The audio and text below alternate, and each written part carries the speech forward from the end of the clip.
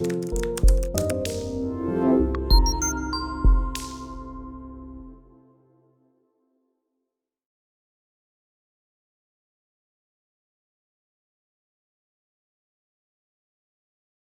Evening बेटा, कैसे हैं आप लोग? बढ़िया। चलिए बेटा, इनकम टैक्स में जो हमारी क्लासेस हो चुकी मैं बताना चाहता हूँ एक बार आपको सिलेबस में।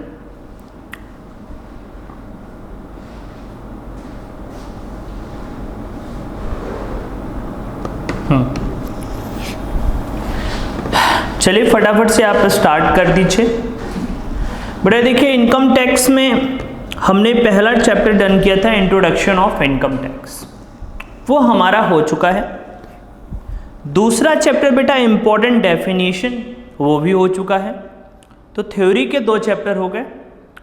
अब बेटा आते हैं न्यूमेरिकल पे, और न्यूमेरिकल का जो पहला पार्ट है असेसमेंट ऑफ इंडिविजुअल, उस असेसमेंट ऑफ इंडिविजुअल को हम शुरू कर रहे हैं।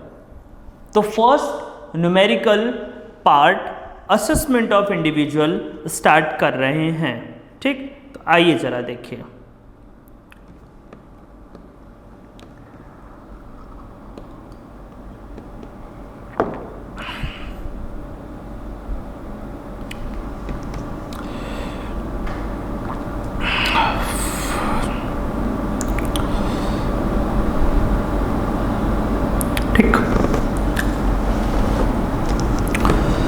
बेटा ये जो हमारा लेक्चर है, ये लेक्चर हमारा 5 है, जिसमें हम स्टार्ट करने जा रहे हैं इनकम फ्रॉम सैलरी। क्या स्टार्ट करने जा रहे हैं बेटा? Income from salary.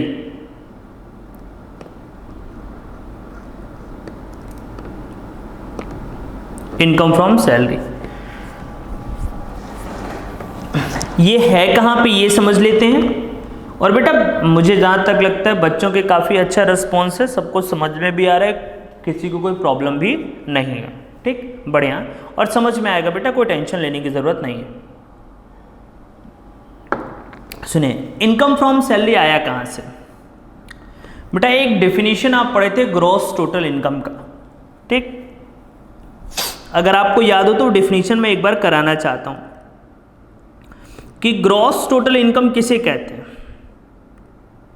एक मिनट, ग्रॉस टोटल इनकम आपने पढ़ा होगा, इनकम फ्रॉम सैलरी। लिखना नहीं है बेटा, सुनना है क्यों।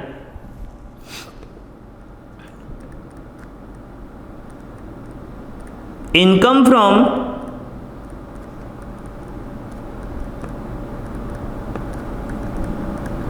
House property,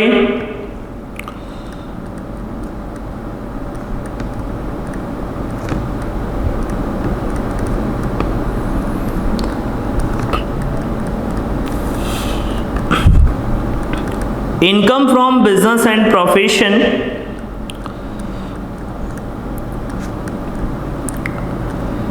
income from capital gain,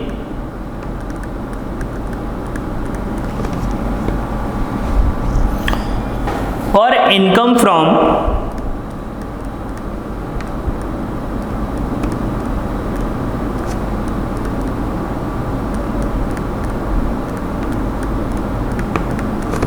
other source. इसको टोटल कर देते हैं तो जो आता है उसको बोलते हैं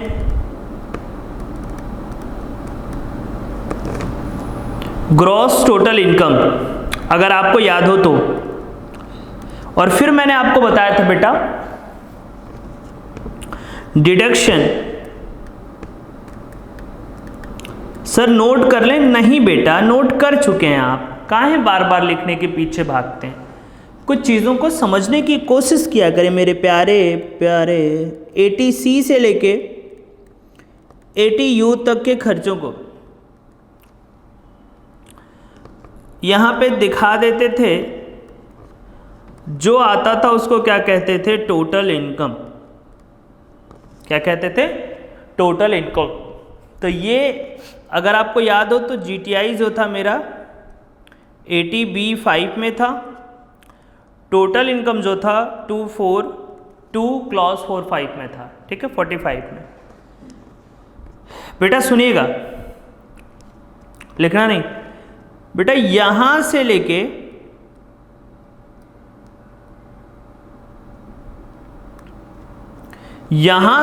यहां तक के सारे प्रोसेस को कहते हैं असेसमेंट ऑफ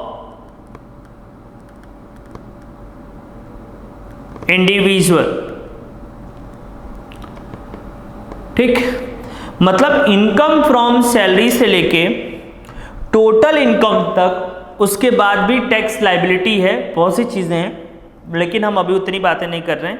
यहां से लेके यहां तक की चीजों को क्या कहते हैं? Assessment of individual.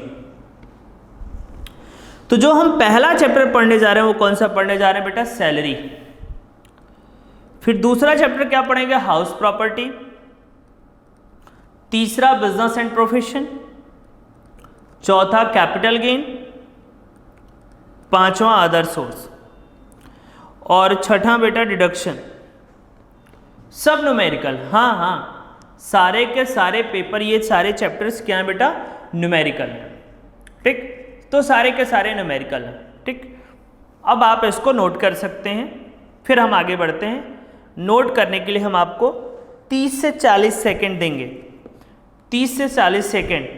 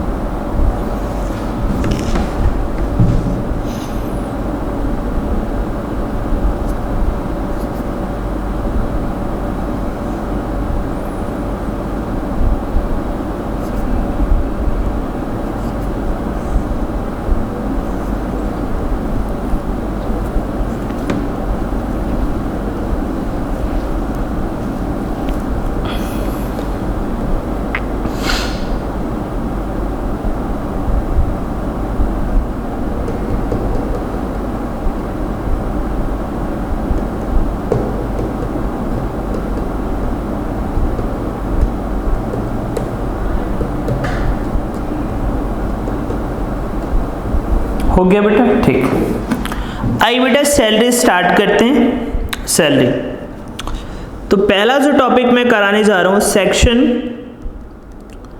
Covered under this chapter. इस चैप्टर में कितने सेक्शन कवर्ड होते हैं बेटा? मैंने पहले दिन आपको बताया था कि मेरा सारा का सारा जितनी भी चीज़ें मैं पढ़ाने की कोशिश करूंगा विद सेक्शन होगा।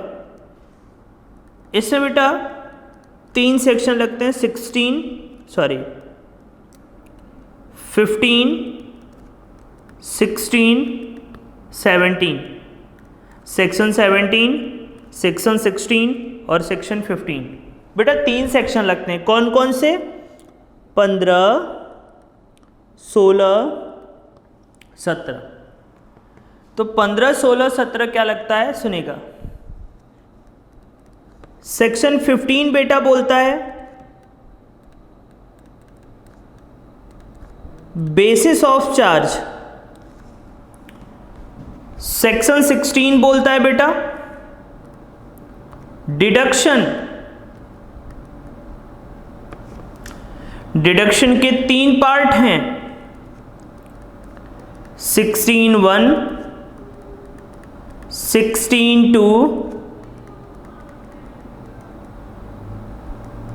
16(3). अच्छा बेटा किस किस के हैं ये भी बता दें? हाँ सर बता दीजिए। सर लिखना है? जी लिखना है बेटा। सैलरी में बेटा टोटल 3 सेक्शन लगने हैं, section 15, section 16 section 17, 15, 16 and 17। Okay ना, 15 किससे रिलेटेड है? बेसिस ऑफ चार्ज से। 16 किससे रिलेटेड है बेटा? डिडक्शन से। डिडक्शन के कितने पार्ट है? 3। पहला डिडक्शन क्या है बेटा? Standard deduction.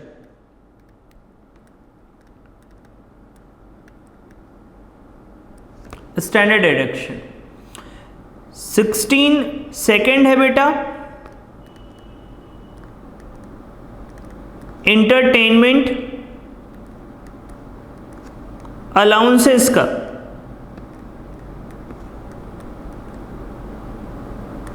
इंटरटेनमेंट अलाउंसेस का। 16 थर्ड है बेटा मेरा, 16 थर्ड है बेटा एम्प्लॉयमेंट टैक्सेस का।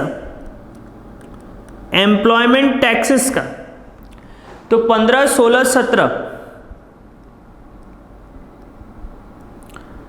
17 के बेटा 3 पार्ट हैं। 17 के 3 पार्ट हैं। 17(1), 17(2) और 17(3।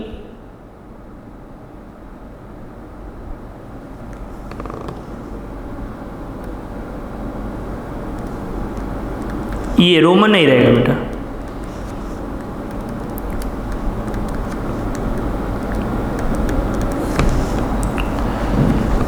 बेटा जो 17 का 1 है, कहाँ जा रहे हैं यार, सॉरी बेटा। जो 17 का 1 है बेटा वो है मीनिंग ऑफ सैलरी।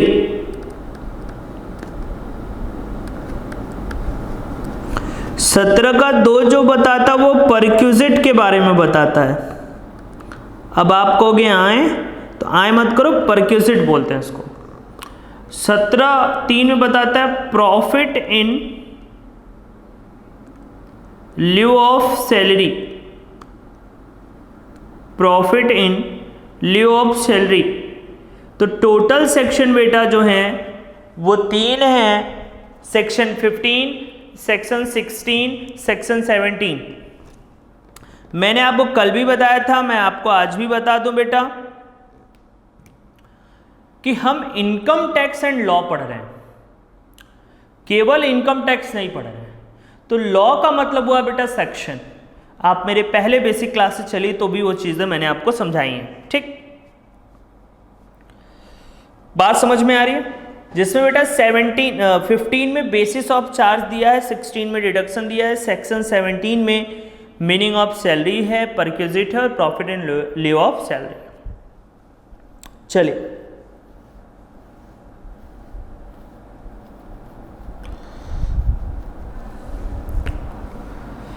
ठीक बेटा, इजाजत है आगे बढ़ने की? सर इजाजत है। सुनेगा सुनेगा। अब मैं आपसे पूछूं बेटा,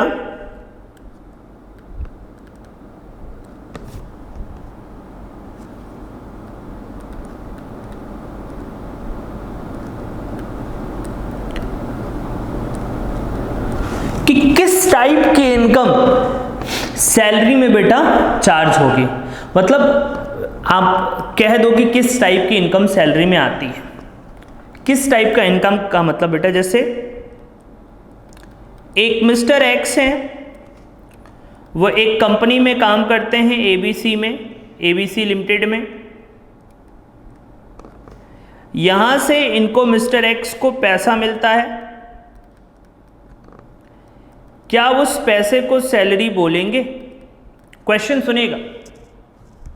मिस्टर एक्स जो है एबीसी लिमिटेड में वर्क करते हैं और उनके वर्क करने के अगेंस्ट जो है इनको पैसा मिलता है, रेमुनरेशन मिलता है। क्या उसे सैलरी बोलेंगे? अगला क्वेश्चन, रिप्लाई मत करिए, क्वेश्चन सुनिए। एक है मिस्टर वाई, ये रिक्शा चलाते हैं और ये जो रिक्शा है उनका खुद का है।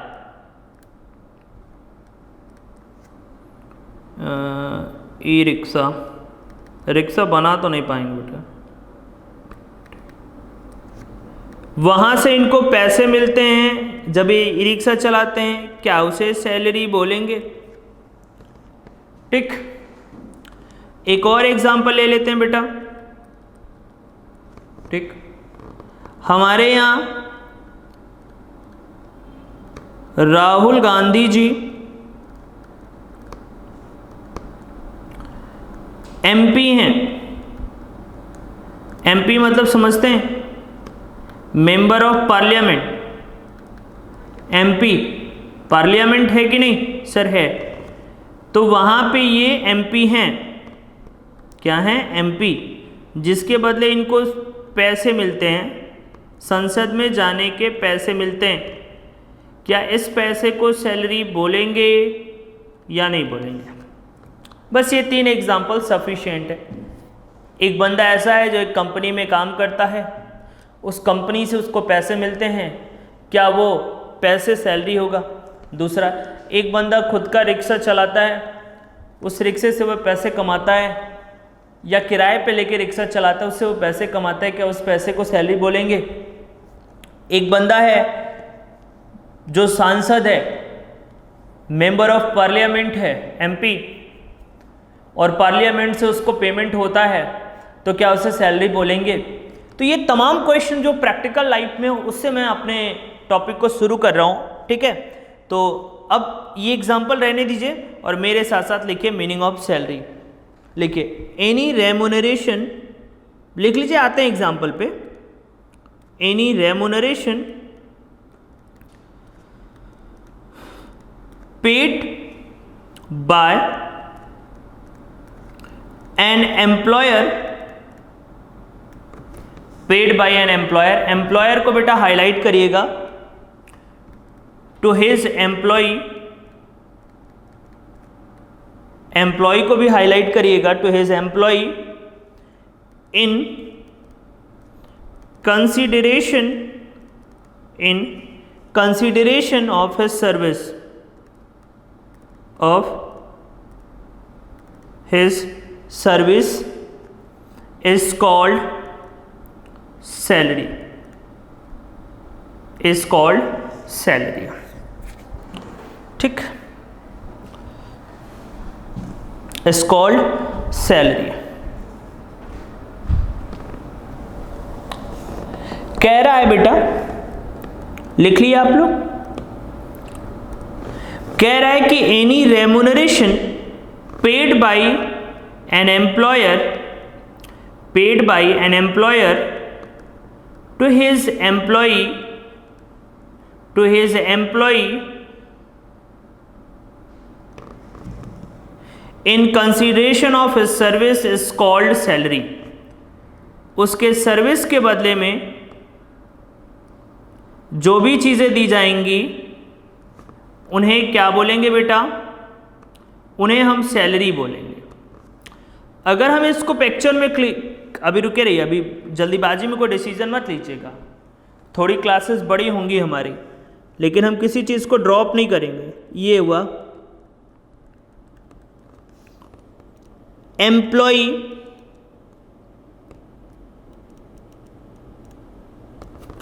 और ये हुआ एम्प्लॉयर। एम्प्लॉय का सिंपल सा मतलब बेटा कर्मचारी, एम्प्लॉयर का मतलब होता है बेटा नियोक्ता। एम्प्लॉई एम्प्लॉयर को अपना क्या देता है बेटा? सर्विस, और एम्प्लॉयर उस सर्विस के बदले में जो भी रेमुनरेशन देता है, जो भी रेमुनरेशन देता है, उस रेमुनरेशन को क्या कहते हैं बेटा? सैलरी। उस रेमुनरेशन को क्या कहते हैं बेटा? सैलरी। इंपॉर्टेंट चीज़ क्या है इस पूरे सैलरी को समझने के लिए? मैं अब आता हूं अपने एग्जाम्पल पे। बेटा अगर ये एम्प्लॉय हैं और ये एम्प्लॉयर हैं, तब इनको जो पैसा मिलता है वो क्या होगा? सैलरी। क्लियर है? फिर सुनिएगा, अगर ये एम्प्लॉय हैं, ये ई रिक्शा एम्प्लॉयर है और उनको पैसा मिलता है तो वो होगा सैलरी। ये एम्प्लॉय हैं, पार्लियामेंट एम्प्लॉयर है, और अगर उनको पैसा मिलता है तो उसे क्या कहेंगे? सैलरी। मतलब अगर हम एक कॉमन सी चीज समझ लें, एक कॉमन सी चीज समझ लें कि सैलरी किसे कहेंगे, तो relation between employ and employer, जहां पे एम्प्लॉय और एम्प्लॉयर के बीच रिलेशन है। रिलेशन मतलब एम्प्लॉय सर्विस दे रहा है किसको, एम्प्लॉयर को, मतलब एम्प्लॉय वर्क कर रहा है किसके पास, एम्प्लॉयर के पास, और वर्क करने के साथ साथ एम्प्लॉयर उसको क्या दे रहा है, रेमुनरेशन दे रहा है। उस रेमुनरेशन को क्या बोलेंगे बेटा, सैलरी बोलेंगे। ठीक, उस रेमुनरेशन को जा रहे हैं।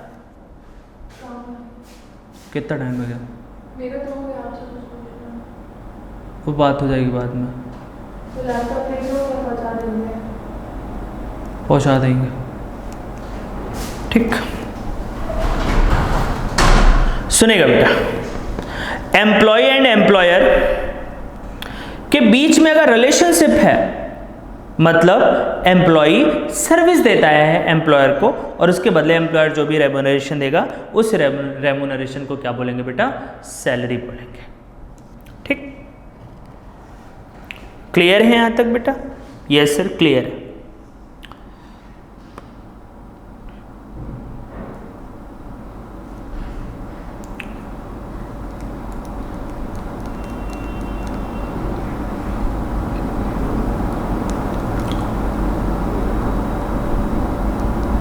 ठीक, आगे बढ़ सकते हैं बेटा।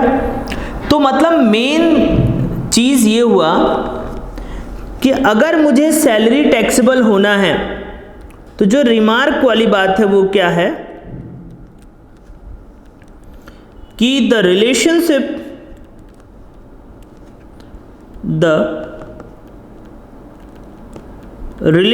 बिटवीन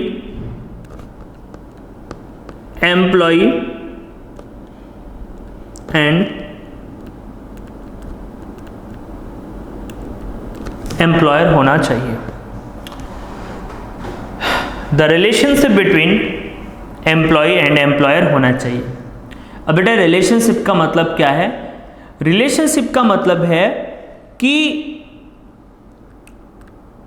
सुनिएगा, रिलेशनशिप का मतलब क्या है, एम्प्लॉय और एम्प्लॉयर के बीच अगर रिलेशनशिप है तो वो पैसा सैलरी कहा जाएगा। रिलेशनशिप का मतलब बेटा इस एम्प्लॉय का ये एम्प्लॉयर क्या होना चाहिए, मास्टर होना चाहिए।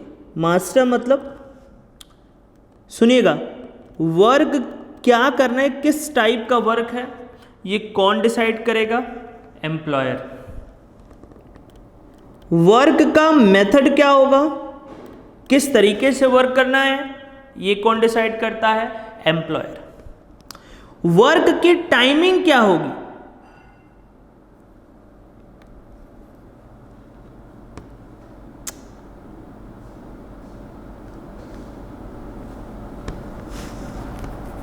वर्क की टाइमिंग क्या होगी,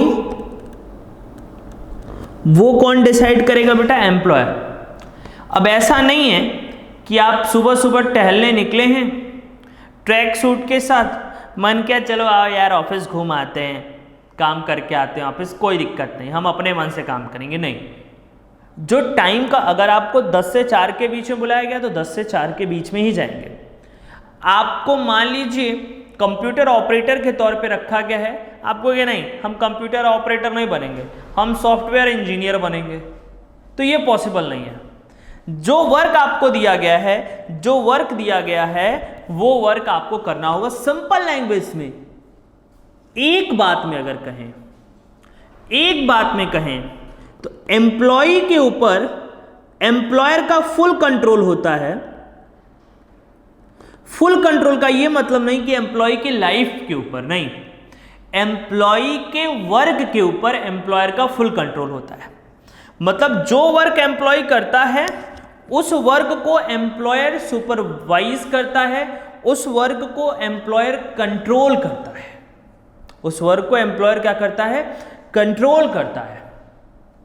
बात समझ में आ रही है? तो ऐसे वर्क को बेटा हम क्या कहते हैं, ऐसे इनकम को हम क्या कहते हैं, सैलरी। और ऐसे इनकम को कहाँ टैक्सेबल करते हैं, सैलरी के अंतर्गत टैक्सेबल करते हैं। क्लियर है बेटा? ठीक है, ठीक ठीक। तो बेटा सैलरी इनकम तभी कही जाएगी जब वो एम्प्लॉयर एम्प्लॉय का क्या हो, रिलेशनशिप। अब आइए एग्जाम्पल बेटा जो हमने यहां पे लिए थे। बेटा एबीसी लिमिटेड क्या मिस्टर एक्स वर्क करते हैं। आप बताइए एबीसी लिमिटेड तय करेगा ना, मतलब एबीसी लिमिटेड क्या है, बॉस है किसका, मिस्टर एक्स का। तो इनको जो पैसा मिलता है वो सैलरी है कि नहीं है, यस वो सैलरी है, क्योंकि एबीसी लिमिटेड कंट्रोल करेगा किसको, मिस्टर एक्स को। रिक्शे चलाने वाले की बात करते हैं बेटा, इनका जब मन करेगा तब ये रिक्शा चलाएंगे। भाई अपना रिक्शा या इन्होंने किराए पे रिक्शा लिया है कोई मतलब नहीं, लेकिन इनका मन करेगा तो ये चलाएंगे, नहीं मन करेगा तो नहीं चलाएंगे, 2 पैक लगा के कहीं भी लेट जाएंगे, हैं मैं टल्ली हो गया टल्ली हो गया। तो ये इनके मर्जी के ऊपर है, मतलब इनके ऊपर कोई इनका बॉस नहीं है। अब आप ये नहीं कहेंगे कि इनकी वाइफ इनकी बॉस है, वो थोड़ा सा अलग मैटर हो जाता है, वो पोर्टफोलियो अलग ही होता है, उसको छोड़ दीजिए। मैं बस ये कहना चाहता हूँ, क्या उनके ई रिक्शे को कोई गवर्न कर रहे हैं, कोई सुपरवाइज कर रहे हैं, कंट्रोल कर रहा है उनके सर्विस को, उनके वर्क को? नहीं। सिंपल सी बात है, रिक्शे वाले के ऊपर कोई कंट्रोल कर रहा है उसको? नहीं कर रहा है। तो इनको मिलने वाला पैसा सैलरी नहीं कहा जाएगा। क्लियर है? कहने का मतलब है कि जो आपके ऊपर आपको कंट्रोल करे, आपको नहीं, आपके द्वारा किए गए वर्क को, उस वर्क से वो अफेक्टेड होगा, तब वो इनकम सैलरी कही जाएगी।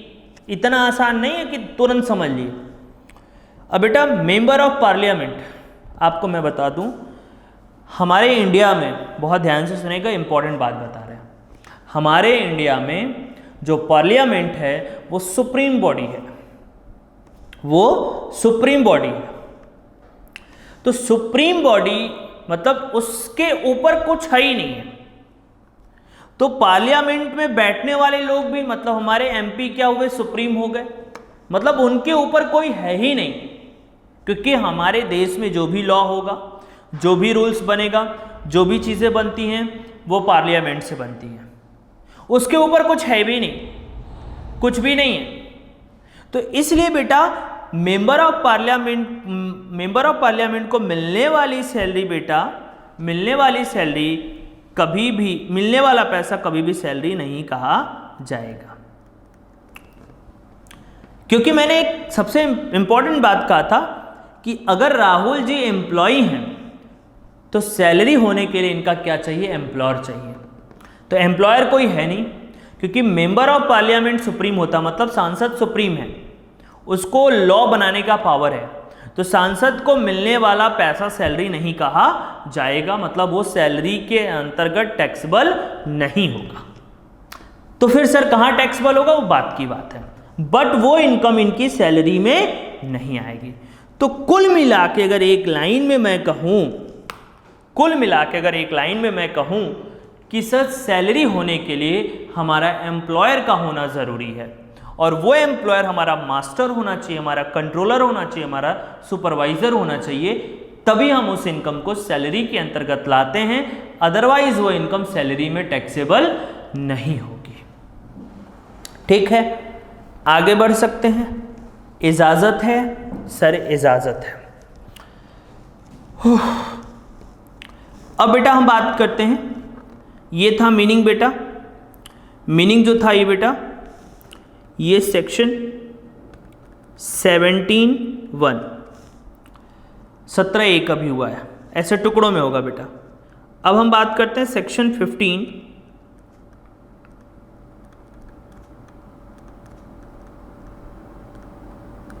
Basis of charge. लिख लिए हैं बेटा सारी बातें ना? हाँ लिख लीजिएगा, सारी बातें लिख लीजिएगा, आई होप लिख चुके होंगे। बेसिस ऑफ चार्ज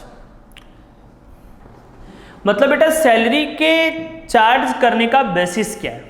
पहला तो बेटा salary should B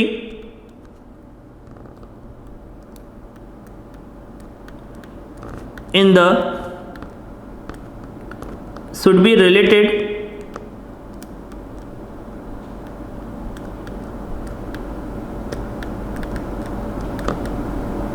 to previous year। मतलब बेटा जो हमारी सैलरी है वो किससे रिलेटेड होना चाहिए बेटा? प्रीवियस ईयर से रिलेटेड होना चाहिए। किससे रिलेटेड होना चाहिए? प्रीवियस ईयर से रिलेटेड होना चाहिए। मतलब बेटा आपका प्रीवियस ईयर क्या है बेटा?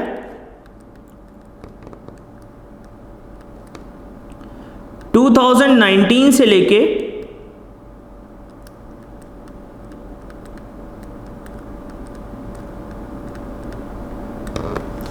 2019 से लेके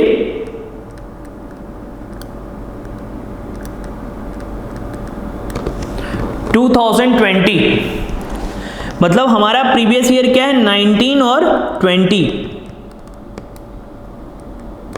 तो हमारी जो सैलरी होनी चाहिए वो प्रीवियस ईयर की होनी चाहिए, पहला कंडीशन।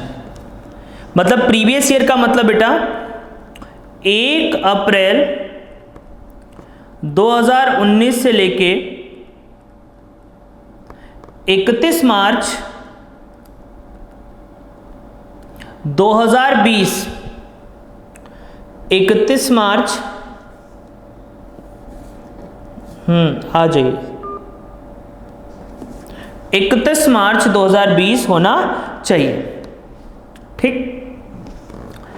और इसी के बीच की इनकम होनी चाहिए, तो हम उसको इस ईयर में चार्ज करेंगे, टैक्सेबल करेंगे, अदरवाइज नहीं करेंगे। मतलब कि जो सैलरी होनी चाहिए वो किससे रिलेटेड होनी चाहिए? प्रीवियस ईयर से रिलेटेड होनी चाहिए। प्रीवियस ईयर का मतलब बेटा 2019 और 20, 19 और 20 का होना चाहिए। और कब से कब लेके होना चाहिए बेटा? 1 अप्रैल 2019 से लेके 31 मार्च 2020 का होना चाहिए, ठीक। ये पहला बेसिस ऑफ चार्ज हुआ। दूसरा बेटा सबसे इंपॉर्टेंट लाइन है, सुनेगा, salary should be charge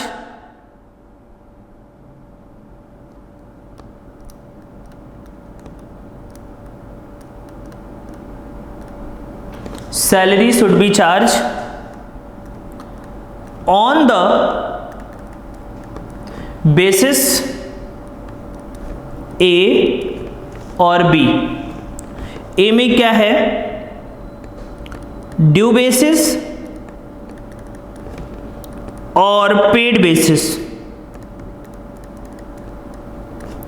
due basis और paid basis which is earlier, which is earlier. सबसे इंपॉर्टेंट लाइन यही है बेटा,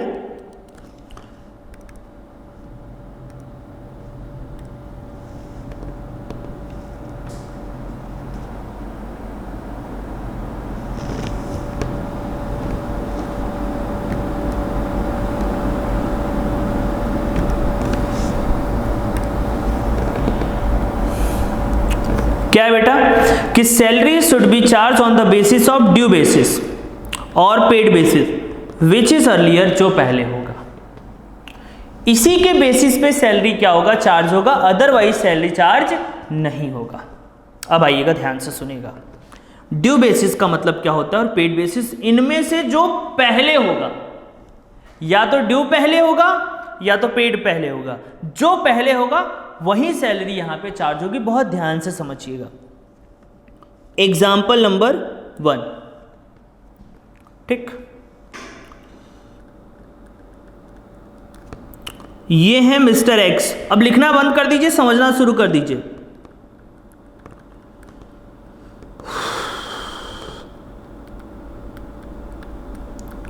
और बेटा ये एबीसी लिमिटेड है, एबीसी लिमिटेड, ठीक। ये यहां पे वर्क करते हैं, ठीक है। ये भी लिख देता हूं, ये एम्प्लॉय हैं, ये एम्प्लॉयर हैं, एम्प्लॉय हैं और ये एम्प्लॉयर हैं।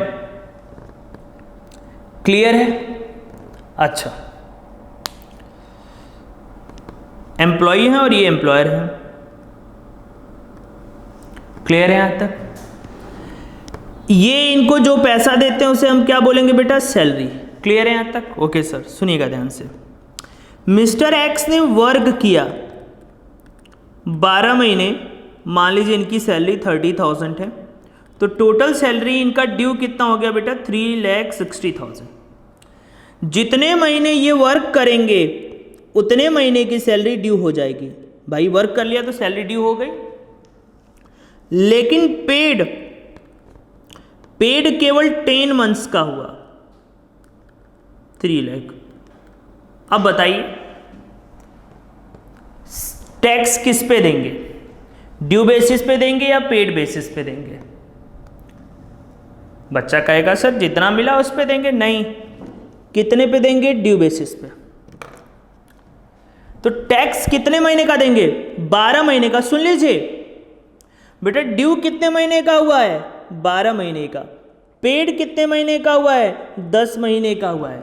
तो बेटा ड्यू तो पहले हो गया ना भाई, 12 महीने का ड्यू हो गया, तो आप 12 महीने की सैलरी पे टैक्स देंगे, 10 महीने का नहीं। आपने काम कर लिया 12 महीने, 12 महीने का ड्यू हो गया, तो किसके बेसिस पे देंगे? ड्यू के बेसिस पे। या ऐसे समझ सकते हैं क्या ज्यादा है, ऐसे समझ सकते हैं क्या ज्यादा है, उसके बेसिस पे आप पेमेंट हमको करेंगे, उसके बेसिस पे आप हमको पेमेंट करेंगे। ठीक बेटा, यहां पे ध्यान रखिएगा लिखा कैसे जाएगा, लिखा कैसे जाएगा, थोड़ा एक्सप्लेनेशन दे देते हैं। ठीक, एक्सप्लेन कर देते हैं इसको बेटा। जो 10 मंथ की सैलरी है वो तो बेसिक सैलरी लिखेंगे आप उसको, बेसिक सैलरी। सुनिएगा, लिखने का तरीका बता रहा हूं, बेसिक सैलरी। ठीक, और जो 2 मंथ की सैलरी है बेटा उसको आप बोलोगे एरियर ऑफ सैलरी। क्या बोलोगे? Arrear of salary. और टोटल मिला के कितना हो जाएगा बेटा? 12 महीने का। कितना हो जाएगा बेटा? 12 महीने। सैलरी कितना हो जाएगा बेटा? 12 महीने की। Arrear of salary. ठीक, सैलरी बाकी है, आउटस्टैंडिंग सैलरी कितने महीने का है? 2 महीने का। फिर से एक बार बता दूं बेटा, जितने मंथ आपने वर्क कर लिया उतने महीने की सैलरी आपकी ड्यू हो गई। अब देखेंगे ड्यू ज़्यादा है कि पेड ज़्यादा है? क्या ज़्यादा है? ड्यू ज़्यादा है। ड्यू 12 महीने का है, तो किसको टैक्सेबल करेंगे? ड्यू बेसिस पे। अब देखिए, फिर हम आपको एक एग्जांपल लेते हैं।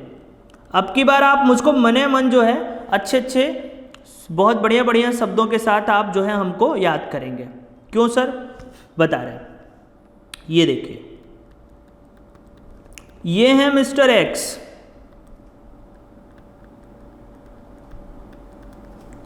और ये है एबीसी लिमिटेड। मिस्टर एक्स इनके पास वर्क करते हैं और इनको क्या मिलता है? सैलरी। मैं बता दूं ये एम्प्लॉय है, मैं बता दूं ये एम्प्लॉयर है। एम्प्लॉय और एम्प्लॉयर, एम्प्लॉय और एम्प्लॉयर। क्लियर है यहां तक? सुनिएगा, इन्होंने वर्क किया 12 महीने,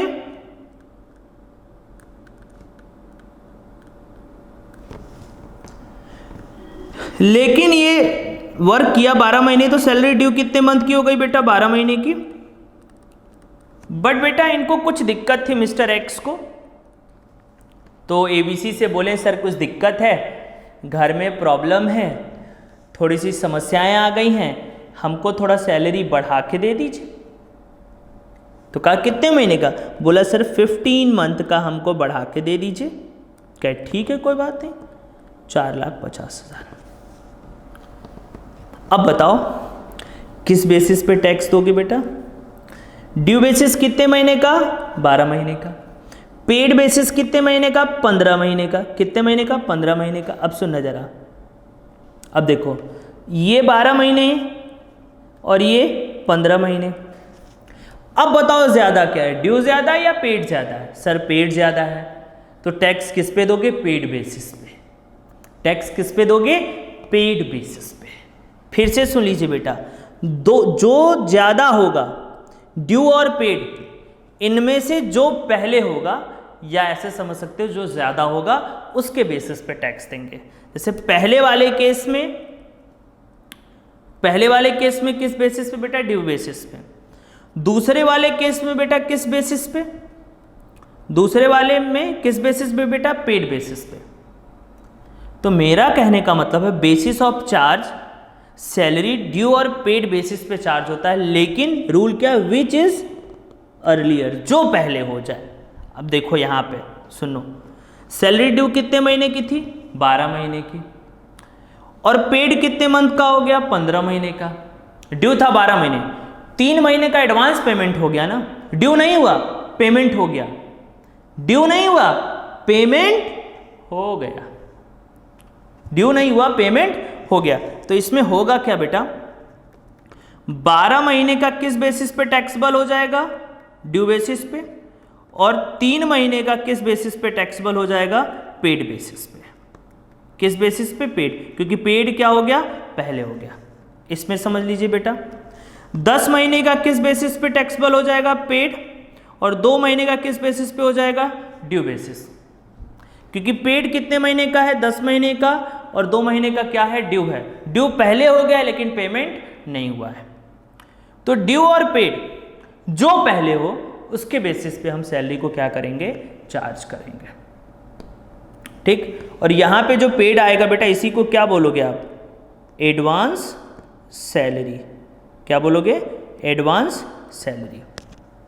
मतलब कहने का मतलब एडवांस सैलरी भी टैक्सेबल होता है, कहने का मतलब एरियर ऑफ सैलरी भी टैक्सेबल होता है। दोनों ही टैक्सेबल होते हैं। एडवांस सैलरी भी टैक्सेबल होता है और एरियर ऑफ द सैलरी भी टैक्सेबल होता है। ठीक है बेटा। तो आज बेटा बहुत बड़ी क्लासेस नहीं करते हैं, मैंने आपको सैलरी की मीनिंग बताई कि सैलरी की मीनिंग क्या है। ठीक, सैलरी की मीनिंग क्या होती है, और फिर बेटा मैंने सेक्शन 15 बताया बेसिस ऑफ चार्ज। बाकी बातें क्या करेंगे बेटा? कल करेंगे। ठीक है बेटा। अच्छा सर। ठीक। कहने का मतलब बेटा ये है कि सैलरी में कितने सेक्शन लिखते हैं? सेक्शन 15 लगते हैं, 16, 17 लगते हैं। 15 क्या है? Basis of charge. 16 क्या है? डिडक्शन। 17 क्या है? 3 सेक्शन है, 1, 2, 3। 1 में मीनिंग ऑफ सैलरी, 2 में परक्विजिट, 3 में प्रॉफिट इन लिeu ऑफ सैलरी। ठीक। तो ये चीज़ है बेटा। तो बस करते हैं, ज़्यादा बड़ी क्लास नहीं रखते हैं, बाकी चीज़ें बाद में समझाएंगे आपको। ठीक है। तो बेटा मिलते हैं कल एक नई उम्मीद के साथ। किसके साथ बेटा? एक नई उम्मीद के साथ।